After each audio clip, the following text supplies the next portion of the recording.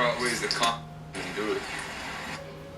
I'm not gonna say I'm not really sure within the unknown, things that we do want to know. Not everything needs to be the way that it is. For input and output of reality is, I can share this with you firsthand, for I've known my whole life. I kind of sit there and I question a lot of life within itself, like the strangers that I meet, the people that I see. And one thing that comes to mind constantly is this thing called death. For one day I'm not gonna be here any longer. For one day this is all gonna be over. And when you speak of it, a lot of scared people tell you not to speak of it. You know, life is so funny and unique, and I'm gonna be very wary of the words that I choose. For a dear friend of mine tells me this. She says, life or healing is not linear. Healing can be scattered.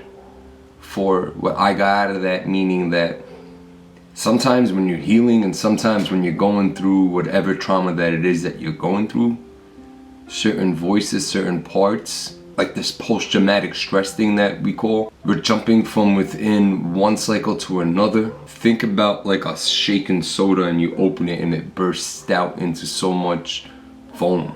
That's kind of like how emotions are. You kind of build them up until one day the wrong person says the wrong thing to you, and then you therefore explode.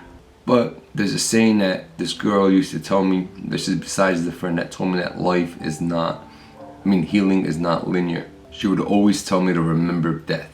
Lately I've been waking up and there's been this voice. Sometimes he's excited, sometimes he's tired.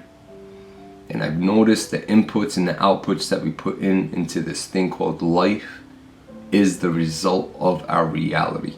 Meaning, if I was to not go to the gym, if I was not to take care of my health, if I was not to be on top of whatever it is I needed to be on top of, the output of the input then therefore is valid. But now if I'm putting in out, that's bad. In that's bad, the out is also going to be bad. Good and bad is just a concept. I'm not saying good and bad is an actuality of reality. For good and bad are, in my opinion, singular. For without either, there is none. And that was from an old ex-girlfriend of mine. Being a seer, being a person that understands, being a person that loves, being a person that's capable of empathy, life can be hard. That is forever gonna be granted, because there's a lot of people, or some people, but there are people out there that don't want to be in this thing called the spiritual realm, because they have to let go of the idea of who told them they needed to be this way to live. I know I've seen a lot in my eyes and I've tried to rationalize the things that I've seen. A lot of the times I've escaped. I've used drugs and substance to run from the problem. It's like putting a band-aid on the wound, but allowing the wound to get infected.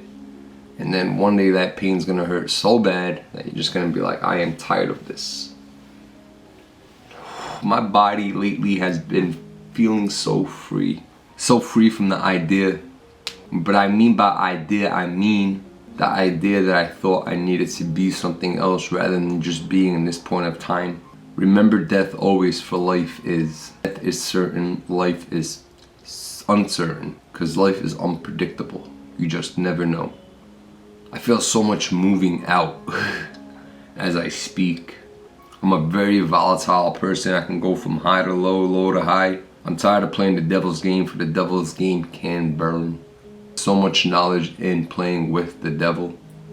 However, most get lost up in not knowing when to stop the devil in his tracks. Concepts, ideas, stories, everything has truth. For the perception of the subject, or the subject's perception, is their objective truth. Hold true, man. Hold true, be true. Within love, reason, and everything else. Stay true to you. Peace.